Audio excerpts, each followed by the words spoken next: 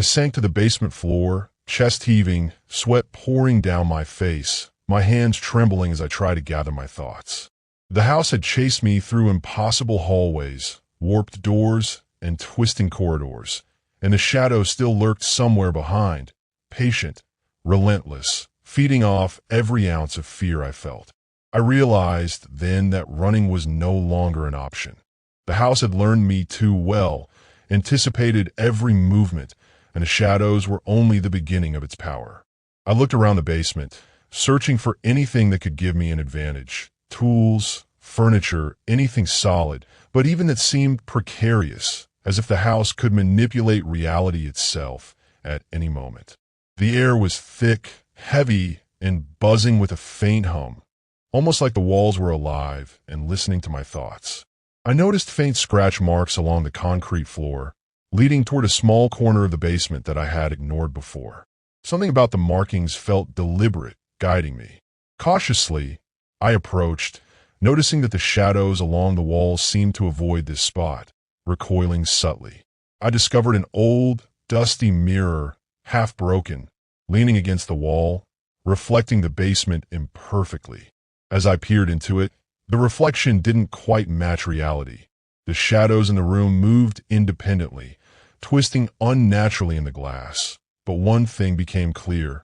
The mirror could trap them, at least temporarily. A plan began to form in my mind, fragile but real. I would have to use the house against itself, lure the shadows into spaces where their power could be contained or slowed, and manipulate the layout of the rooms to my advantage. The whispers rose again, low and sinister, and I felt the cold pressure of the shadow moving closer, sensing my thoughts, aware that I was plotting. My hands shook as I set up makeshift barriers, dragging furniture into doorways, using the broken mirror to reflect and confuse the shadow's perception of me. I could feel the house responding, twisting, testing, shifting as if mocking my efforts, but for the first time, I noticed that it hesitated when I acted decisively, when I stopped panicking. A glimmer of hope surged. Maybe fear was its weapon, and courage, however small, could push back. I took a deep breath, gripping the bat tightly, listening to the whispers that filled every corner. "You cannot escape. We are everywhere," and whispered back to myself, firm and trembling. "I have to survive. I will survive."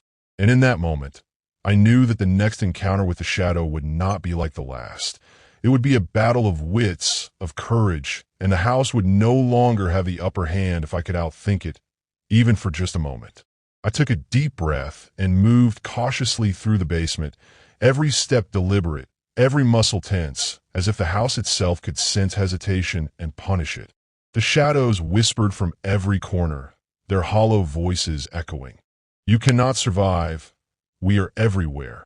I gripped the baseball bat tightly, dragging the broken mirror and stacking crates along the narrow hallway, forming barriers, traps, anything that could slow the relentless pursuit.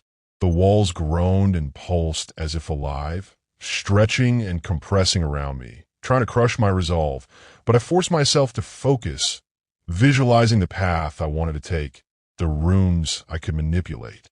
I positioned the mirror in the corner, angling it toward the hallway entrance, and for a moment, the shadow faltered, its reflection splitting and twisting unnaturally, unsure which version of me to follow. Encouraged, I bolted past the mirror, swinging the bat wildly to keep the shadow at bay while dodging walls that bent impossibly, doors that appeared and vanished, and furniture that shifted like it had a mind of its own.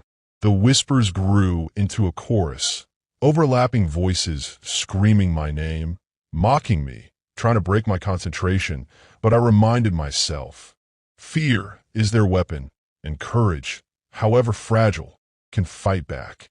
I reached the basement stairs, placing crates strategically along the landing, hoping to confuse and delay the shadow's advance.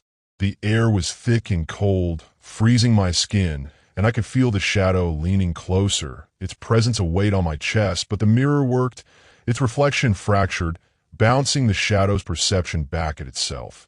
And I felt a fraction of control, a fleeting edge. I bolted upstairs, heart hammering, following a route I had memorized, rearranging furniture as I went, trapping reflections of the shadow in mirrors, forcing it to navigate the maze I had created. It shrieked, an unearthly sound that reverberated through the walls, but hesitated, recoiling in the distorted reflections I had prepared. I knew I couldn't stop, couldn't relax, because the house adapted quickly, but for the first time since it all began, I felt like I wasn't entirely powerless. Each careful, deliberate move gave me hope, and I realized that the battle wasn't just against the shadow. It was against the house itself, and my mind was the only weapon it couldn't control completely. As I paused for a breath, looking back at the dimly lit hallway filled with trapped shadows and fractured reflections, a whisper slithered across the walls, cold and deliberate. "You may delay us, but you will belong eventually." And I knew then that the fight for my survival had only just begun, that the house would never relent, and that the next confrontation would be far more dangerous, far more personal, and far closer to the truth of what the house really wanted from me.